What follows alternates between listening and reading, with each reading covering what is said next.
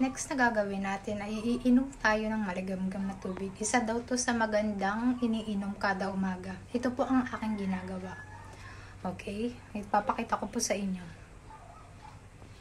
Ito ay tubig at lalagyan natin siya ng mainit na tubig. Ay, walang nalabas. Wala na ata. Ay, meron naman pala. Maligamgam na tubig. Maganda daw ito sa umaga kasi nakakalinis daw ito ng mga daluyan. Kasi di ba minsan matakaw tayo uminom ng mga soft drinks, kumain ng mga chicharia. Yan po, maganda po yan sa katawan, maligamgam na tubig. Kasi talagang nililinis na yung mga daluyan talaga. Ito po.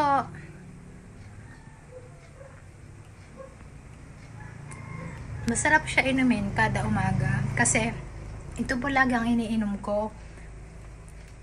Talagang sanay na po kami ni mother. Minsan ang iniinom po namin ay herbal, katulad po ng dahon ng avocado, dahon ng guyabano, dahon ng malunggay. Yan po yung iniinom namin ni mama kasi po may sakit po tayo, kailangan po natin maging herbal kasi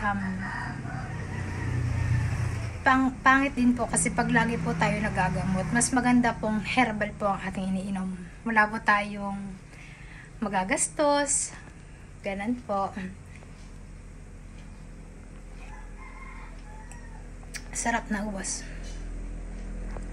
Kaya tubig na maligamgam na din po kayo.